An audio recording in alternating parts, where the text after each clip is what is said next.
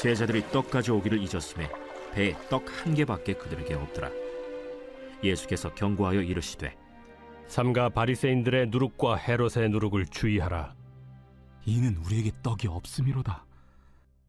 너희가 어찌 떡이 없음으로 수군거리느냐? 아직도 알지 못하며 깨닫지 못하느냐? 너희 마음이 둔하냐?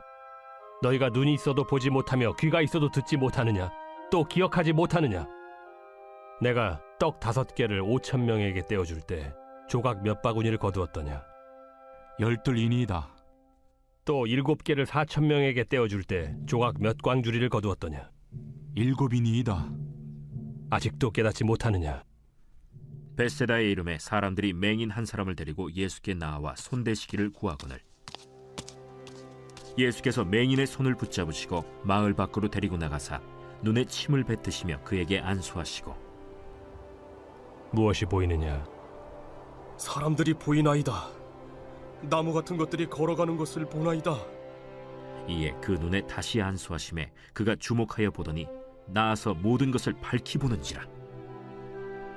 예수께서 그 사람을 집으로 보내시며 마을에는 들어가지 말라 하시니라. 할렐루야. 오늘도 여러분들의 삶 속에 은혜와 평강이 가득하신 하루가 되시기를 간절히 소망합니다.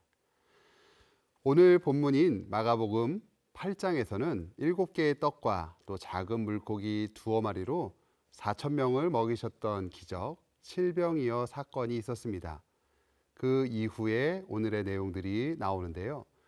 예수님은 자신을 따르는 무리들이 먹을 것이 없어서 굶주리는 모습을 보며 그들을 불쌍히 여기셨습니다. 그래서 적은 음식으로 많은 사람이 먹을 수 있는 표적을 보여주셨던 것이죠.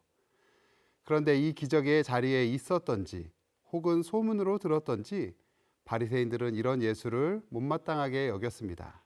오늘 본문 바로 앞절인 8장 11절에서 13절까지 말씀에서 바리새인들이 예수님께 오병이어, 칠병이어와 같은 그런 표적과 기사를 보여달라 요청하지요. 다시 자신들 앞에서 증명해 보라는 겁니다. 하지만 예수님은 너희에게 보여줄 표적은 없다라고 선을 그으셨습니다. 그 대화에 이어서 오늘 본문이 진행되는데요. 왜 예수님이 이렇게 반응하시는지를 알기 위해선 먼저 바리새인들에 대한 이해가 필요합니다. 바리새인들은 마가복음과 또 다른 복음서들에서도 자주 언급되는 집단 중 하나입니다. 예수님은 바리새인들의 행동과 태도에 대해 몇 가지 비판을 표현하시죠. 바리새인은 유대인의 종교 지도자로서 율법을 엄격하게 준수하고 또 예배와 율법의 행위에 중점을 둔 집단입니다. 그들은 율법의 규정을 지키면서도 하나님 앞에서 의로운 삶을 살기를 추구했습니다. 그러나 바리새인들은 외적으로 보이는 부분들, 그렇게 거칠에만 집착하는 모습을 보여주었던 거죠. 예수님은 그들이 율법을 지키면서도 율법에 담겨있는 그 참된 뜻을 알지 못했고 사랑이 없었으며 또 정작 그들의 마음과 영혼에 어떠한 변화도 없었다라고 비판하신 겁니다. 바리새인들은 자기의 의로움을 강조하면서 다른 사람들을 비난하거나 또 경멸하는 모습을 자주 보여주었습니다. 그들은 자신들을 하나님 앞에서 스스로 우월하다고 여겼고 또 다른 사람들보다 자신들을 더욱 귀한 존재로 신앙생활 열심히 하는 존재로 여겼습니다. 예수님은 우리에게 겸손하라 말씀하셨고 또 다른 사람들에게 자비를 베풀라 말씀하셨습니다. 그런데 바리새인들은 다른 사람들에게 그 어떠한 적절한 사랑과 긍휼의 마음도 보이지 않았던 것이죠. 그렇기 때문에 바리새인들은 종교적인 행위에 중점을 두면서도 그 안에 내면에서는 영적인 변화가 없었다는 것, 그리고 타인에 대한 사랑도 없었고 하나님을 안다고 말하고 있지만 전혀 모르는 사람들처럼 행동했다라는 것이죠. 그래서 예수님은 그들을 비판하셨던 겁니다. 오늘 본문에서 조금 더 집중해서 살펴보아야 할 단어가 있다면 이러한 바리새인들의 누룩이라는 단어죠. 또 헤롯의 누룩을 조심하라 말씀하고 계십니다. 오늘 본문에서 비유로 누룩을 이야기하셨는데요. 누룩은 그 부정적인 영향이나 부풀려진 모습, 교만함을 나타냅니다. 바리새인들과 헤롯은 예수님이 그들의 태도를 비판하실 때 사용한 상징적인 인물들이었습니다. 바리새인들은 종교적인 또 외적인 형식에 집착을 하면서도 그 내면의 변화가 없었다라는 것을 말씀하셨던 것처럼, 또 헤롯은 세속적인 욕망과 탐욕을 상징하는 그런 존재로 그려지고 있다는 것이죠.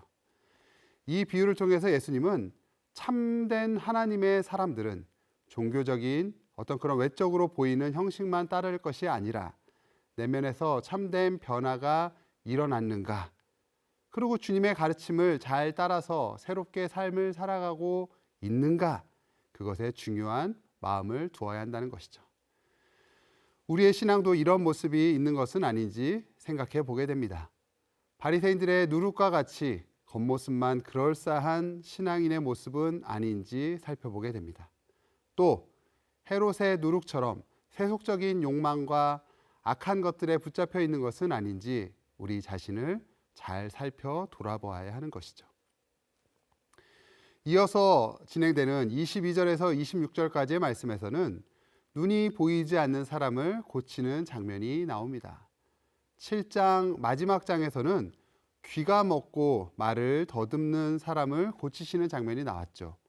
청각장애인을 고쳐주시면서 그의 양쪽 귀에 손가락을 넣으시고 침을 뱉어서 그의 혀에 대셨습니다. 그리고 하늘을 우러러 탄식하시고 에바다 라고 외치셨죠. 그러자 그 귀가 열리고 혀가 풀리는 이적을 보여주셨습니다. 오늘 본문에서도 그와 비슷하게 베세다에서 시각장애인을, 눈으로 보지 못하는 사람을 고쳐주시는 장면이 나옵니다. 예수님은 그 사람을 마을 밖으로 데리고 가셨습니다. 눈에 침을 뱉어 바르시고 안수하시면서 무엇이 보이냐 물으셨습니다. 2번 안수하시면서 물으시자 그 시각장애인의 눈이 밝아졌습니다. 예수님께서 이런 표적과 기사를 통해서 우리에게 말씀하시는 부분이 무엇이겠습니까?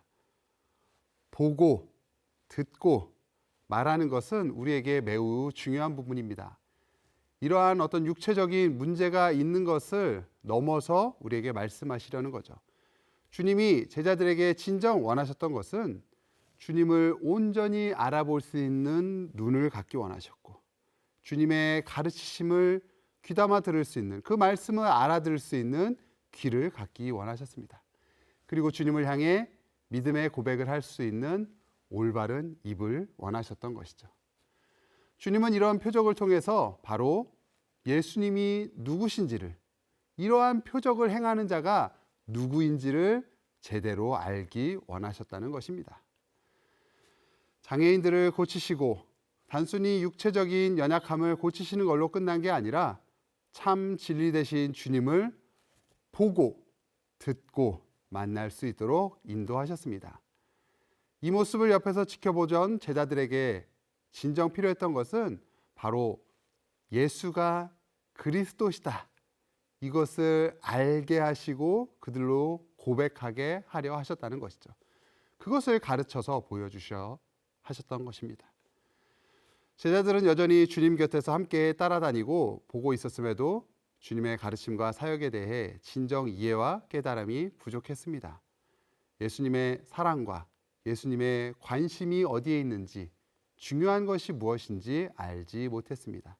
주님이 무엇을 바라보시는지, 무엇을 하기 원하시는지, 그것이 중요하다는 것이죠. 이 사건들을 통해서 예수님의 마음이 드러납니다.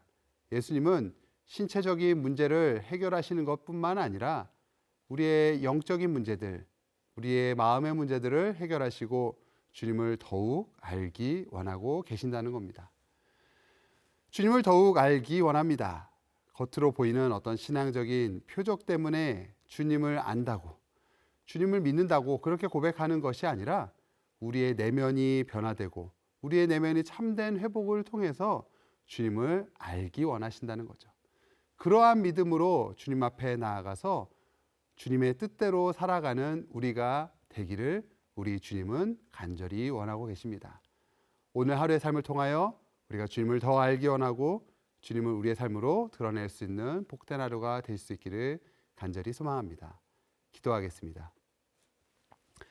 사랑과 은혜의 아버지 하나님, 우리가 바리새인들과 같이 겉모습만 그럴싸한 신앙인인 것이 아니라 하나님 보시기에 합당한, 하나님을 기쁘시게 하는 참된 신앙인들 될 수 있도록 우리에게 은혜를 더하여 주옵소서. 우리의 눈이, 우리의 귀가, 우리의 입이 막혀 있는 그런 모습이 아니라 온전히 주님을 보고 온전히 주님께 듣고 온전히 주님을 찬양하며 살아갈 수 있는 온전한 그리스도인들 되도록 우리의 삶을 주님께서 인도하여 주옵소서. 감사드리며 예수님 이름으로 기도합니다. 아멘.